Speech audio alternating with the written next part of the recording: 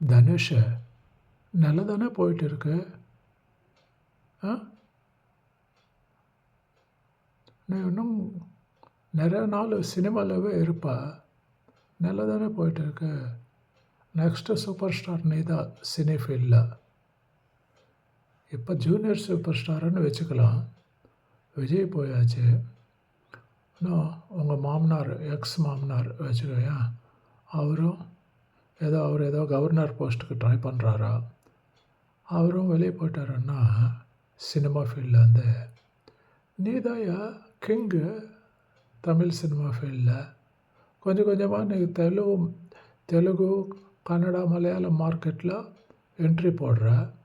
இந்த நேரத்தில் எதுக்குப்பா உனக்கு எந்த மாதிரி ஒரு யோசனை? உன்னோட யோசனை இல்லைன்னு தெரியுறது மக்களுக்கு. யாரோ பின்னாடியிலேருந்து உங்களை தூண்டி விடுற மாதிரியாக சொல்லிக்கிறாங்க, பேசிக்கிறாங்க. அந்த தூண்டலுக்கெல்லாம் நீ பலியாகிடாதப்பா, ஸ்கேப் கோட் ஆகிடாதப்பா.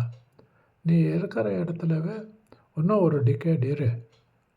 நீ ஒரு 60 வயசு 55 and 60 வரச்ச அப்போ வேணுமுன்னா you can enter in the politics. By the time இப்போ இருக்கிற பாலிட்டிஷியன்ஸ் எல்லாம் அவங்க டைமு பாலிட்டிக்ஸில் ஒரு ஒரு கொலுக்கு ஒரு எண்டுக்கு வந்துடும். அப்போ நீ தான் ஃப்ரெஷ்ஷாக என்ட்ரானேன்னா உனக்கு நல்ல ஃப்யூச்சர் இருக்கும்.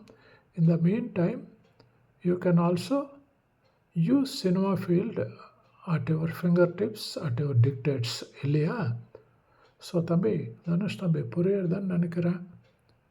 இப்போ மார்க்கெட்டில் சோஷியல் மீடியாவில் போயிட்டு இருக்கிற ஒரு ரூமர்ஸ் என்னன்னா,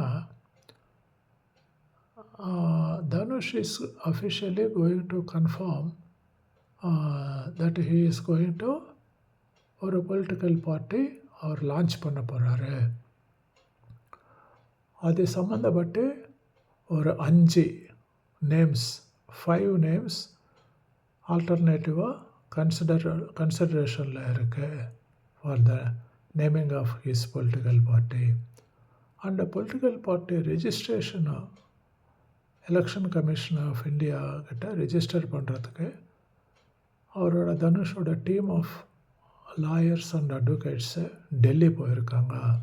அங்கே டிஸ்கஸ் பண்ணி மாடாலிட்டிஸ் எல்லாம் முன்னுக்கூடியே அதை பற்றி யோசிக்கிறதுக்கு அப்படின்னு ஒரு ரூமர் போயின்னு இருக்கு. If confirmed, Dhanush entry into politics could become a significant development in Tamil Nadu's evolving political landscape and would undoubtedly draw considerable public attention.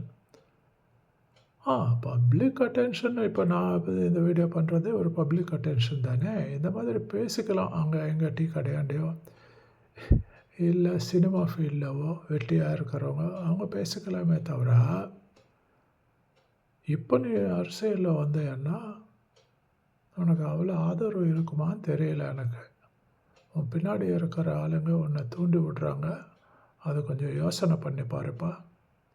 Already personal லைஃப்பில் ஒரு சின்ன பின்னாடி ஏற்படுது இல்லை, இந்த பாலிட்டிக்ஸில் இறங்கி அதே மாதிரி ஒரு சின்ன பின்னாடி ஏற்பட்டுச்சுன்னா கொஞ்சம் கஷ்டமாக இருக்கும் இல்லையா? உனக்கும் கஷ்டமாக இருக்கும், உன்னை விரும்புகிறவங்களுக்கும் கஷ்டமாக இருக்கும் இல்லையாப்பா? தம்பி, தனுஷ் தம்பி, இப்போ this is not the correct time to enter into politics. சரியா?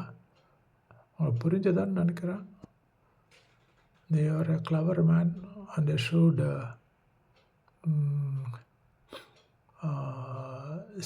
சினிமா பர்சனாலிட்டி, செலிப்ரிட்டி அதை மெயின்டைன் பண்ணுங்க இப்போதுக்கு.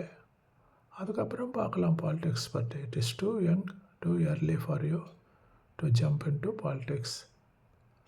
ஒரு பழுத்து போன ஒரு முதியவர், இவர் சோகால்டு மாமனார், அவருக்கே தைரியம் பத்தலை பாலிடிக்ஸில் இறங்கிறதுக்கு. நான் குதிக்க போகிறேன், அது பண்ணுறேன், இது பண்ணுறேன், மக்களுக்காக நான் ஏதாவது தமிழ் மக்களுக்காக இது செய்கிறேன் அது செய்கிறான்னு டைலாக்ஸ் விட்டுட்டு கடைசியில் ஒன்றுமே செய்யாமல் எதிலுமே குதிக்காமல் amassing the wealth and keeping quiet. அது சரியா? இருக்குமா? இருக்காதுல்ல?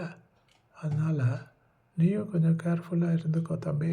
அதெல்லாம் நமக்கு தேவையில்லாத சமாச்சாரம். Hope you understand and you also make your